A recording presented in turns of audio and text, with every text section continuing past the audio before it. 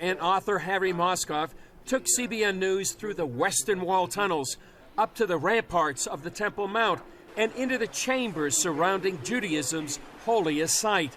His book, The Ark Report, chronicles his 2-decade quest to find the legendary icon. He says one theory is that it was taken out of the temple and carried to Jericho 18 miles away. It says in Jeremiah that some of the vessels of the temple were exited, sort of escaped, as it were, through this area at the destruction of the first temple. But Moskoff took us to the spot where he believes the Ark lies. This particular section of the Western Wall is really fascinating, actually, because this stone is 570 tons. Moskoff believes a key clue lies behind this giant rock and says high-tech search tools give credence to his theory. 2 years ago, there were tests done by the University of Nebraska, sonar tests, etc., using electromagnetic waves. They actually found what's called a storage space across from here. So actually, there was a purpose for putting this giant stone, this massive slab, here. One of the reasons, in my opinion, is to protect whatever it is on the other side.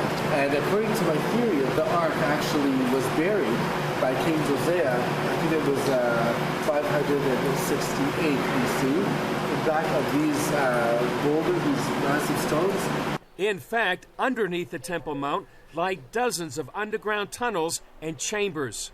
Back then, 150 years ago, Charles Warren went in, actually did a survey. Nothing's really been done for political purposes, obviously, unfortunately. Since then, no one's been allowed to even put a shovel, nothing. Yeah. But basically, they were the ones that surveyed the whole area, and they were the ones who picked out the tunnels, etc. Yeah. They couldn't find the Ark, but maybe it wasn't time.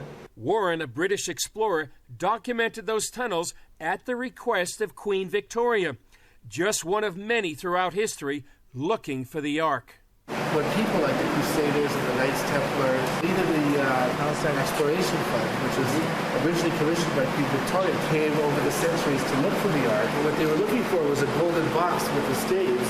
But what they really should be looking for is a room. They could have been right up against the wall. On the other side of the wall is the Ark. Moskoff says the original Holy of Holies had another chamber directly below it.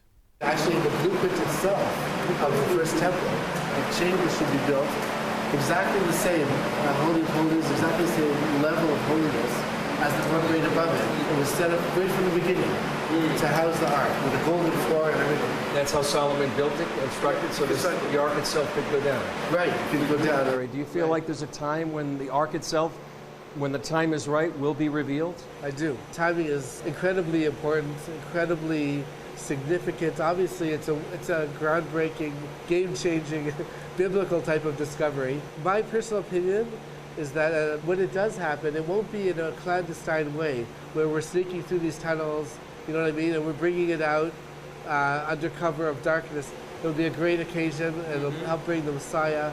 It'll be something that all nations will really rejoice in.